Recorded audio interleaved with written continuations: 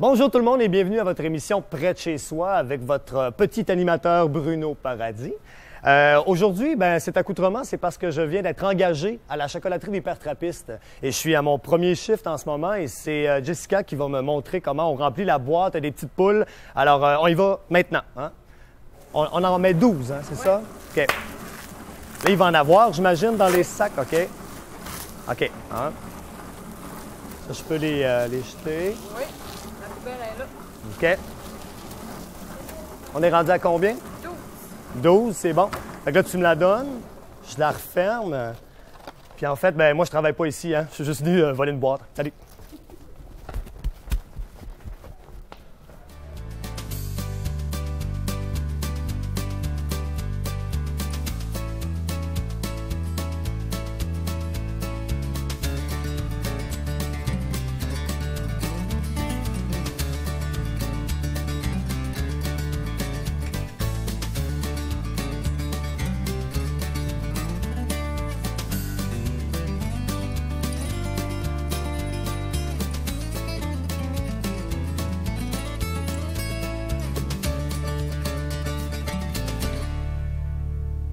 Alors, on s'entretient avec Dominique Genet, directeur général de la chocolaterie. Bonjour. Bonjour. Ça va bien? Ça va très bien, et toi? Oui, très bien, merci. J'aimerais ça que tu me parles un peu de toi. Qui est Dominique Genet? Dominique Genet, moi je viens d'Albanel. J'ai resté un peu normandin. J'ai 2 enfants, j'ai 37 ans. Garçon, une fille. Tu prénommes? Romy Genet, 3 ans, puis Mika, 6 ans. On les salue. Donc, mon parcours professionnel, je dirais là, que à l'âge de 18 ans, j'ai parti ma première compagnie avec mon cousin Martin Néron, qui est propriétaire d'imprimerie Dolbeau. Oui. Puis, on a commencé là, au niveau de l'infographie, l'imprimerie et tout ça. J'ai toujours aimé m'impliquer dans le milieu social, donc dans le club Rotary et tout ça. Puis, à 20 ans, j'étais conseiller municipal, le plus jeune conseiller municipal à avoir été à Dolbeau-Mistassini. Donc, j'ai toujours aimé la politique. Je m'impliquais au départ avec l'ADQ, avec Mario Dumont. Au provincial et tout ça. Donc, en affaires, impliqué un peu socialement, impliqué au niveau de la politique municipale, provinciale, puis à mon compte. Donc, j'ai travaillé pour quelques autres entreprises aussi, là, à Alma, puis Dolbeau-Mistassini, au niveau des communications. J'ai un DEP en infographie, j'ai un certificat en marketing, puis j'ai travaillé aussi, là, après avoir été à mon compte, pour le député Denis Lebel. Oui. Ça, c'est juste avant de m'en venir ici à la chocolaterie, là, il y a 5 ans, en 2009. Et qu'est-ce qui t'a amené à t'installer ici avec les pairs? J'ai tout le temps ce discours-là, c'est qu'en région, là, on a la possibilité, quand on s'implique, de se créer un réseau qui est vraiment intéressant puis qui est facile à développer, plus qu'en ville. Donc, l'avantage en région, quand on s'implique, là, si je sais pas, moi j'aime la politique ou peu importe, j'aime les animaux, puis je suis le conseil d'administration de la SPCA, la personne qui est à côté de moi, le point commun, c'est l'implication, c'est les animaux, mais la personne, elle peut être directrice générale d'une institution financière ou d'une entreprise, qui fait qu'on connaît les gens dans un autre contexte, qui nous permet de créer des liens, puis de nous ouvrir des portes. Donc, moi, quand j'étais à mon compte, j'ai travaillé ici pour les pairs, donc j'ai fait leur site Internet il y a plusieurs années. Okay. J'ai connu les pairs à ce moment-là. Puis le jour où eux ont décidé d'engager un directeur général laïque, je suis le premier laïque à travailler là, comme dirigeant à la chocolaterie. Ça a toujours été Père Augustin, puis d'autres pairs avant lui. Donc, je les ai connus comme ça, puis c'est eux qui sont venus me rencontrer à un moment donné pour me demander si j'étais intéressé, là, puis si j'avais les capacités ou les compétences pour travailler ici. Et le désir aussi. Oui, et le désir. Bien, la première fois, là, je venais juste de commencer à travailler pour M. Lebel, puis j'avais refusé à ce moment-là parce que la politique, c'était vraiment un domaine qui m'intéressait. Puis un an plus tard, là, ils m'en ont reparlé. Puis là, je venais d'avoir, ma blonde venait d'avoir notre premier enfant. Puis la politique, c'est 7 jours par semaine, c'est beaucoup d'implications. Donc, je voulais m'en venir là, à travailler plus proche à Dolbeau-Mistassini, puis relever un autre défi. Donc, quelque chose de plus stable ou pour justement unir la famille et le travail. Justement, comment tu concilies travail-famille? Quand même directeur général d'une assez bonne entreprise qu'on va parler un peu plus tantôt, mais Comment tu concilies ça? Il y a du temps avec ta famille? Oui. Au départ, quand je me suis emmené ici, là, je pensais m'en venir pour travailler moins qu'en politique. Puis finalement, je me rends compte que c'est pas le travail qui m'en demande beaucoup, c'est moi qui veux en faire beaucoup. Donc, peu importe où je vais aller dans la vie, je pense que je vais toujours être pris avec le désir de travailler beaucoup. Je suis intrapreneur. Dans le cas ici, là, la chocolaterie appartient au père, donc ça ne m'appartient pas, mais la façon que je fonctionne, c'est un peu comme si c'était à moi, les heures que je passe et tout ça. Donc, comment je concilie... je fais des heures qui sont régulières. Je travaille beaucoup à la maison le soir aussi. OK. Mais je pense que au fil des années, là, on réussit à concilier tout ça. Ça me permet aussi, même si je travaille beaucoup, l'horaire, en tant que directeur général, je peux faire mon horaire. Donc, si je ne peux pas rentrer un matin, je peux travailler le soir ou je peux travailler la fin de semaine. Je fais vraiment mon horaire comme je veux. Mais c'est quand même pas mal d'heures à passer ici, puis à la maison, pas mal aussi. Là. Une famille aussi sûrement conciliante. Ta blonde doit bien oui. comprendre. Oui. On a encore un avantage, je reviens souvent à ça, d'être en région, c'est que ma soeur n'est pas loin, mes parents sont pas loin. On a un bassin de gardiennes puis de gardiens assez au niveau de la famille qui est là et qui nous aide pour ça. Même parfois, j'imagine que tu n'as pas besoin, mais les gens de la famille, là, ils les enlèvent pour... Ben oui, c'est ça. Des fois, quand... c'est du kidnapping. Ma mère a dit, là, ça fait longtemps qu'on ne s'est pas vu, là, trouve-toi de quoi faire à soir. Donc, c'est ça. Alors, on parlait aussi tout à l'heure, justement, les pères qui t'ont demandé de prendre ce poste-là. J'aimerais ça que tu me parles un peu de l'histoire, un peu des pères. Qui sont ces pères-là? Puis, justement, on va s'en aller vers le fait que ces pères-là, ils vont chercher les gens. Est-ce que c'est un milieu fermé et tout ça? Parle-moi un peu, c'est qui les pères trappistes ici à Mistassini? Les pères trappistes sont ici depuis la fin des années 1800 ou début 1900. La chocolaterie, elle, existe depuis 1939. C'était un groupe, dans ce temps-là, c'était un peu comme aujourd'hui. Les gens voulaient diversifier leur économie parce que c'était associé, là, en tout cas particulièrement au bois. Donc, il y a eu des comités qui se sont créés. C'était les industries alimentaires, il y avait une autre industrie pour le textile, puis un autre pour la transformation du bois. Okay. Dans ces années-là, excusez-moi, dans ces années-là, ça s'appelait le tout fait, dans le fond. Par exemple, aujourd'hui, on va aller à l'épicerie et on va acheter des repas déjà faits, le prêt à manger ou le prêt à apporter. Donc, il y avait des chemises, par exemple, puis des bas qui arrivaient tout fabriqués de l'extérieur de la grande ville. Puis là, ils se disaient, là, on n'est pas plus fou que les autres, on pourrait se diversifier puis on pourrait créer des choses nous autres mêmes. Puis, il y avait des comités, c'était des comités d'initiative industrielle.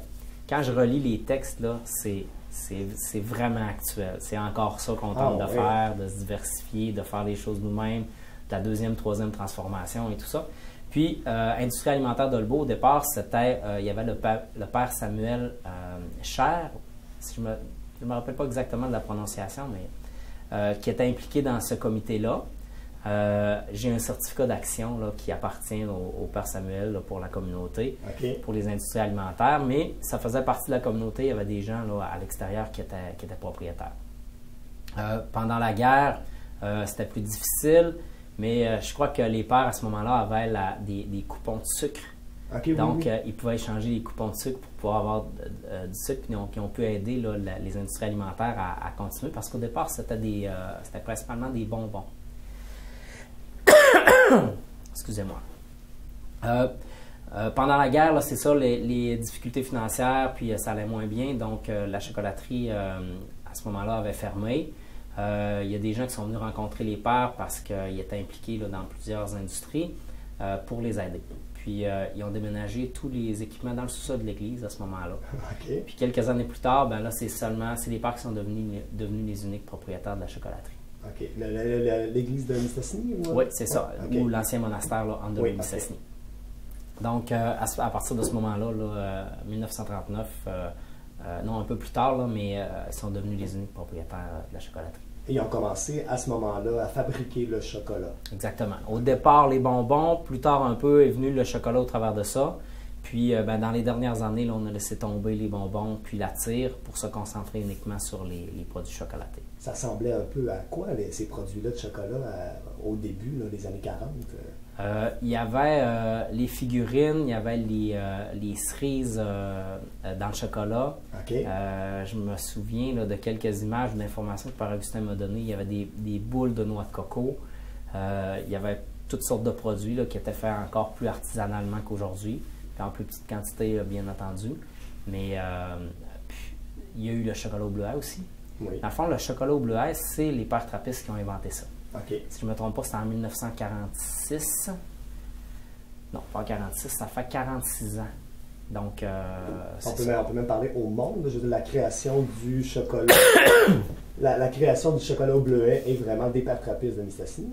Je pourrais pas dire qu'est-ce qui existe à l'extérieur du Québec ou du Canada, mais pour ce qui est du marché du Québec, c'est vraiment les pères qui ont inventé ça. Okay. C'est un père, à un moment donné, qui est arrivé avec un casseau de bleuet, qui dit, ben écoute, on pourrait essayer ça, mets ça dans l'enrobeuse. Là, tout le monde se sont ramassés ou l'enrobeuse, puis après ça, se sont en allés de l'autre côté du tunnel de refroidissement. Puis, à ce moment-là, c'était fait principalement pour vendre à la traversée du lac Saint-Jean. Okay. Un petit peu plus tard, les pères ont eu un groupe ou un distributeur, finalement, qui achetait des produits pour les vendre sur le marché à Montréal. Puis, tranquillement, pas vite, les gens ont commencé à en parler. Puis, aujourd'hui, on vend environ 100 000 boîtes de chocolat au bleuet sur la période de l'été. Les 6 semaines là, où les bleuets frais. Mais quand vous voyez les cueilleurs dans les bleuetières, les chocolats au bleuet sont disponibles. C'est ça, sont vraiment faits frais. C'est pas des bleuets congelés, tout ça. Vous ne faites pas ça à l'année, la non. production. Non, c'est vraiment le secret. C'est simple et compliqué à la fois. C'est des bleuets frais cueillis à la main, enrobés la même journée ou le lendemain, puis distribués là, tout de suite après. Donc, c'est vraiment la façon qu'on va traiter le bleuet, comment on va en prendre soin, qui va faire que quand on va croquer dans le chocolat au bleuet, bien, il va éclater à ce moment-là, puis c'est là que le goût est vraiment frais. Là. Donc là, on peut dire qu'ils sont vraiment faits avec amour. L'expression est là. Oui, exactement. Les pères, ils étaient combien à cette époque-là, à la création du chocolat? Est-ce que tu sais? J'ai pas de réponse pour ça, non. J'imagine qu'ils étaient quand même un peu plus qu'actuellement, parce qu'aujourd'hui, bon, on sait c'est vieillissant, il y a moins de monde. Ils sont combien maintenant? Aujourd'hui, ils sont 9, avec une moyenne d'âge qui est assez élevée, bien entendu. Là. Les nouveaux pères ou les moines ne se bousculent pas à la porte là, pour entrer en communauté. Mais nous, à la chocolaterie, bon, on appartient à 100% aux pères. Puis, ils nous donnent des objectifs sur plusieurs années. Puis, l'investissement qui a été fait là, dans les dernières années prouve que les pères veulent que la chocolaterie demeure à jour, qu'elle soit rentable, puis qu'elle demeure implantée dans la région. Donc, peu importe là, ce qui peut se passer là, avec la suite, parce que les gens nous posent beaucoup de questions là, sur la poursuite de la chocolaterie ou la survie de la communauté. Nous, on a des objectifs qui sont là, qui sont à long terme, puis on sent vraiment que les pères veulent que la chocolaterie, c'est presque devenu un joyau régional, dans le fond. Moi, je dis que plus on vend de chocolat au bleuet, oui, c'est un chiffre d'affaires, oui, c'est des sous ici, mais à chaque fois qu'une boîte de chocolat au bleuet sort du Saguenay-Lac-Saint-Jean, c'est une espèce de porte-parole de notre milieu. C'est un emblème. C'est un emblème. Donc, la chocolaterie, c'est une espèce d'emblème pour le milieu, puis on sent très bien que les pères veulent que ça continue, puis que ça demeure ici. Donc, pour nous, c'est ce qu'on a besoin pour nous motiver à continuer notre travail. Puis, mais à travers ça, quand même, c'est eux qui l'ont créé. Bon, il y a sûrement un attachement émotif quand même à travers ce produit-là, cette création-là. Est-ce que c'est difficile pour eux? Est-ce que, je veux dire, tu as une bonne proximité avec eux, j'imagine? Oui. Est-ce que c'est difficile pour eux quand même de se dire, ben un jour, ils vont quitter, ça va continuer? Ça, c'est une fierté, mais en même temps, est-ce qu'il y a un attachement qui est fort, de les laisser, c'est un bébé, dans le fond? Ben, ils sont encore impliqués. Les pères sont ici là, à tous les jours. Ils travaillent ici. Oui. Avec Père Clément, au niveau de l'administration, Père Aidé aussi. Mais il y a des pères là, qui viennent selon les périodes de l'année, puis entre leur horaire monastique, donc ils ont plusieurs messes par jour. Donc, quelques heures le matin, quelques heures l'après-midi. Il peut y avoir un père ou deux selon les périodes, principalement pendant le temps des poules, des douzaines de poules. Mm-hmm. Puis dans le temps des bleuets, là, ils vont venir travailler quelques heures à la chocolaterie. Mais on est juste à côté du monastère, les pères sont ici. Puis ce que je voulais dire, c'est que moi, quand je suis arrivé, là, la masse de personnes qui travaillaient ici, là, travaillaient ici depuis plus de 20 ans. Donc, au total, on a fêté, là, à un moment donné, les 20 ans et plus, 10 personnes qui totalisaient 280 ans d'expérience, donc 28 ans en moyenne. Et okay. Donc, quand on entre ici, là, c'est une entreprise familiale. dans le sens que la communauté, la famille, les pères, puis les personnes qui travaillent ici depuis tellement longtemps, ben pour moi, ça a été assez difficile au départ parce que je suis vraiment rentré en tant que directeur général. J'arrive, je suis jeune, plus jeune même que Denis Gagné qui travaillait ici depuis plus d'années que moi, j'étais au monde finalement. Puis il avait comme 34 ans d'années d'expérience ici, puis moi, j'avais 32 ans quand je suis arrivé.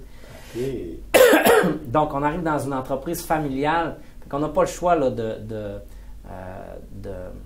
se joindre à ça, puis de se sentir dans la famille des employés qui sont là depuis longtemps, puis des pairs.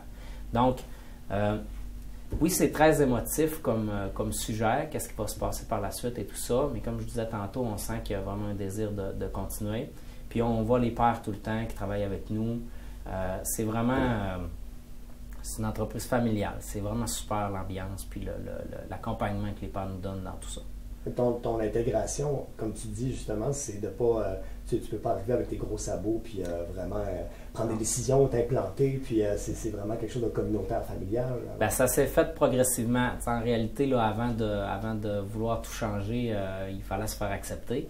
Puis c'est en s'intégrant tranquillement, puis en démontrant qu'on est capable de faire des choses pour le mieux, que le changement, c'est pas pour le pire. Puis tranquillement, pas vite, ben, avec l'appui des pairs, puis les gens embarquent avec moi dans les projets.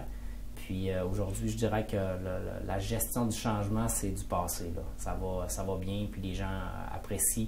Ben, on est dans les nouveaux bureaux, on a refait une grande partie de l'usine. On a agrandi, on a changé les équipements. Je dirais qu'en juin l'année passée, là, juin 2014, c'était plus une chocolaterie ici. Là. On a tout vidé. Il ne restait plus rien dans l'usine. On a refait les murs, on a refait les planchers, on a agrandi. Ça vient arrêter la production, j'imagine, à certains temps, oui. À ce moment-là, nous, la production de Pâques, ben, ça se termine environ vers mars. Puis on a monté nos stocks d'inventaire de produits finis pour... les rosettes, les guimauves, les canneberges et tout ça. Puis, on a pu avoir assez d'inventaire pour arrêter 5-6 semaines. Donc, entre la fin de Pâques et le début de la saison des bleuets enrobés de chocolat. OK. Bien, justement, tu as commencé à parler un peu des produits. Pour ceux qui connaissent peut-être un peu moins, ça sera un peu étonnant, là, justement, dans la région surtout. Mais tout de même, j'aimerais ça que tu me fasses l'éventail des produits que les pairs trappistes font. On a 3 gammes de produits. Si je pars des produits réguliers, qui représentent peut-être 30 % de notre chiffre d'affaires. Bon, les produits réguliers, c'est ce qu'on vend à l'année, c'est ce qu'on fabrique et ce qu'on vend à l'année. On part des rosettes de chocolat au lait, chocolat noir, chocolat blanc. On a les barres de chocolat, lait noir encore une fois. Dans les enrobés, on a les guimauves enrobées de chocolat noir, les canneberges, les fondants, fondant vanille, fondant bleuet, fondant aux fruits, puis la noix de coco enrobée de chocolat noir aussi. Ça, c'est la catégorie des produits réguliers. Ensuite de ça, il y a le chocolat au bleuet. Ça, c'est qui est uniquement là, pendant, bon, c'est 6 semaines, comme je disais tout à l'heure, tout dépendait de la saison des bleuets. D'ailleurs, ce que Père Augustin m'a appris, c'est faites aux emplois avec les bleuets. Si ça gèle le 14 août, tu vas en vendre 40 000 boîtes, puis ça va te terminer, mais tu ne peux rien faire. Donc, vraiment, le bleuet frais, c'est un avantage, pas un inconvénient. On ne peut pas le substituer par un autre produit. Donc, si les bleuets commencent plus tard ou s'ils terminent plus tôt, ben, la saison est finie, puis on passe à autre chose. Donc, les bleuets, ça représente environ 20 % de notre chiffre d'affaires. Donc là, on est rendu à 50 %. Puis l'autre 50 %, c'est les figurines de Pâques. Oui. Donc, figurines de Pâques, on a une quinzaine de sortes de figurines. On part de la petite poule de 25 grammes qu'on vend à l'unité ou on vend en douzaine. Puis ensuite de ça, ben, il y a des figurines de 100 grammes qui sont à peu près là, grosses comme ça, au lapin géant de 1600 grammes qui mesure 26 pouces de haut. Qui est très beau en passant. Oui. Il est toujours aussi bon. Donc, on est toujours dans les figurines traditionnelles. Tout ce qu'il y a de lapin, chat, caniche, ourson, poule, coq, c'est la basse-cour au complet. Puis, on va demeurer dans ce créneau-là aussi. C'est vraiment... c'est l'histoire des pères. On est historique, on est traditionnel. Puis, les produits vont demeurer comme ça. Donc, le Pâques, c'est 5 à 6 mois de production. On commence en septembre. Ah, tout de même. Parce que Pâques, peu importe la date, Pâques, c'est la seule fête qui varie là, dans le temps. Donc, si c'est le 25 mars ou le 20 avril, ça ne change rien. Dans les tablettes, sur les tablettes, dans les commerces, c'est le 15 février. C'est après la Saint-Valentin. Ça sort là. Ça sort là. Donc OK. là, les pharmacies ou les épiceries ont vidé les tablettes ont vidé les tablettes de Saint-Valentin, excusez-moi. Puis, c'est vide, donc ils doivent mettre autre chose. Donc, nous, on livre à partir de mi-février. Les petites poules, on les livre en janvier, un peu partout, sont disponibles toujours là, à partir de janvier. Puis, dans les grands centres de distribution, par exemple à Toronto, pour les Pharmaprix ou pour les magasins Labbé, ben, on doit livrer dans les centres de distribution fin décembre, début janvier. Ah oui. Ouais. Donc, on a beau... c'est une production artisanale. On a beau faire 30 000 petites poules par jour. Si on en fait 1 500 000, ça prend 50 jours de production. À 5 jours par semaine, ça fait 10 semaines. Ça fait 2 mois et demi. Donc, on ne peut pas commencer 3 semaines avant Pâques. On n'arriverait jamais. Donc, on commence fin septembre, début octobre. On a produit là, presque la moitié de notre production à fin décembre. Puis, on commence à livrer. Puis, là, on termine de produire là, vers le mois de mars. Les points de vente. Point de vente, pour ce qui est de Pâques, là, je pense que c'est entre 5 et 750 à 5 et 700 points de vente partout au Québec, à Gaspé, à Rouyn-Noranda, à Bécomo, à Magog, à Montréal, à Québec, À la Saint-Saint-Jean, grandeur du Québec. à la grandeur du Québec pour Pâques. Pour les bleuets en de chocolat, c'est un peu partout au Québec aussi, mais moins dans les régions éloignées, vu que le produit là, a une durée de vie de 14 jours, un meilleur avant de 14 jours. Puis pour les produits réguliers, là, c'est un petit peu partout au Québec, là, mais en moins grande quantité de points de vente que Pâques. OK. Puis on peut toujours aussi les acheter ici. Oui. Oui. Ici, on a un petit magasin. Les prix et tout ça, ça ressemble un peu au prix que vous pouvez retrouver aux alentours de Beaune-Cessny des environs. Donc nous, on est un fabricant. On a un petit magasin, mais on ne compétitionne pas nos clients là, qui vendent des produits un peu partout. On peut acheter au poids ici, c'est ça? Oui, tout est au gramme. C'est des grammes fixes, par exemple, parce que l'Agence canadienne d'inspection des aliments ou les règles alimentaires, quand on détermine ou on écrit 250 grammes, quand l'inspecteur vient ici, il prend des échantillons puis il vérifie si le consommateur, finalement, en a pour son argent. OK. Parce que lui, s'il lit 250 grammes puis il veut comparer un prix avec un autre produit, le prix au 100 grammes, ben, il doit s'attendre à avoir au minimum ce qui est indiqué sur la boîte. Il est quand même important de... Pardon. Quand même important de spécifier aussi que les produits, justement, ben, les chocolats enrobés et tout, bleuets, on sait, c'est les bleuets du coin ici, là, des Oui. bleuetières. Mais les canneberges et tout ça, c'est des produits locaux aussi? C'est pas à acheter localement parce que le conditionnement de la canneberge, nous, on achète une canneberge séchée, sucrée, entière. Puis ce conditionnement-là est fait c'est au Québec, mais c'est pas des canneberges là, de la région. OK. Si c'était des canneberges fraîches ou qui étaient conditionnées de cette façon-là ici, on pourrait le faire. Mais encore une fois, quand on achète un ingrédient, quand on imprime sur l'emballage les valeurs nutritives, la liste des ingrédients et tout ça, ça doit toujours être la même chose. On est artisanal, mais on doit respecter quand même les normes alimentaires. Mm-hmm. Donc, quand on a un fournisseur qui nous fournit une canneberge X, ben, on doit continuer avec ça parce que, un, au niveau des normes, puis deux, le consommateur, même s'il aime le côté artisanal, s'attend à avoir la même chose d'une fois à l'autre. C'est difficile de concilier tout ça. Oui. Donc, si je vous donne un exemple, on fait des guimauves. Des fois, là, de la façon qu'on la fait, là, c'est artisanal. Là. Quand on passe nous on dit la règle là, pour étendre la guimauve, ben, des fois elle est épaisse comme ça, puis des fois elle est épaisse comme ça. Mais elle ne peut pas peser 18 grammes puis 12 grammes la fois d'après. Mm-hmm. Donc, elle est faite de façon artisanale, mais elle doit quand même respecter les normes. Donc, on joue dans ça. Là. Il faut absolument qu'on normalise les choses. Puis en même temps, ben, les consommateurs aiment ça. Là. Quand ils ont aimé quelque chose, ben, que ça goûte la même affaire. Exactement. Puis en plus, ben, vu que ça dure depuis tant d'années, puis on veut que ça dure encore très longtemps, mais on veut quand même que le produit soit constant. C'est ça. Bon. Quelque chose qui fonctionne, tu ne le changes pas. Et justement, on parle un petit peu d'avenir. Est-ce qu'on peut parler, la chocolaterie, ben, elle existe déjà depuis très longtemps, mais est-ce qu'on, 5 ans, 10 ans, dans 50 ans, elle est où la chocolaterie? Alors ça, c'est difficile à dire. Je vous dirais que dans les 5 prochaines années, là, l'objectif qu'on a, c'est inévitablement d'augmenter les ventes. Les pères ne veulent pas avoir une multinationale, c'est pas l'objectif. Non, okay. Une entreprise rentable à l'échelle humaine. Donc, c'est de rentabiliser les investissements qu'on a faits. Il y a beaucoup d'endroits au niveau des produits réguliers puis Bluet là, où nos produits ne sont pas disponibles. Donc, c'est d'augmenter notre nombre de points de vente, puis de développer là, des nouveaux produits toujours à caractère là, artisanal ou historique, traditionnel dans les prochaines années. Donc, une augmentation du chiffre d'affaires pour pouvoir conserver les emplois, là, étant donné qu'on s'est modernisé, être un bon employeur, plus d'emplois ici, puis c'est un petit peu ça. Ben, Dominique, c'est comme ça que ça se termine. Merci. On va aller se sucrer le bec tout à l'heure. Oui. J'invite tout le monde à acheter encore les produits. Merci beaucoup de Ça nous me avoir fait accordé ce temps-là. Puis, ben, je te souhaite un joyeux Pâques. Ben, merci beaucoup. Bonjour. Salut.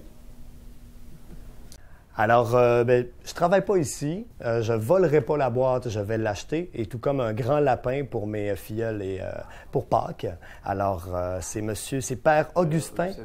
Vous allez bien? Augustin Martel, il va très bien. Oui, c'est oui. Père Augustin qui va me servir parce qu'il Oui. est ici plusieurs fois par semaine. Vous travaillez ici. Oui, c'est ça. Depuis combien de Oui, temps vous êtes ici? Que je devais dire 1946. 46. Ouais. Fait que vous connaissez beaucoup les gens de Ah Dolbeau-Mistassini. oui, oui. Ah oui, il y a beaucoup de gens que je connais. Ouais. Ben. Je ne connais pas tous par leur nom, là, mais... Non, mais de visage. Hein? Oui. Alors, on va inviter tout le monde à venir vous rencontrer, et ainsi que D'accord. tous les autres pères. Bonjour, les bienvenus. De venir acheter les chocolats. On vous souhaite bonne Pâques tout le monde. On vous remercie de suivre l'émission ici. Et puis on remercie Dominique de nous avoir accordé l'entrevue. Merci à Gino. Et on se retrouve pour une prochaine émission de Près de chez soi. Merci beaucoup, Père Augustin. Ok, merci. Joyeuse C'est Pâques. ça. Merci, toi aussi.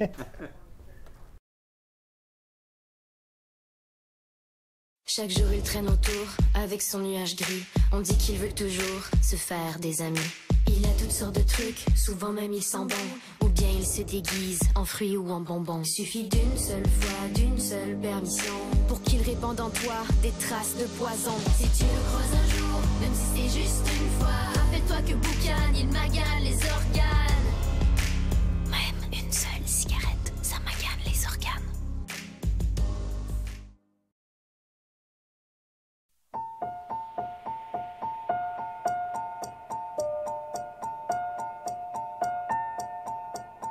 Personne ne dirait ça. Alors pourquoi le dit-on à propos des gens qui souffrent de dépression? Tout comme le cancer, la dépression est une maladie. Une vraie maladie.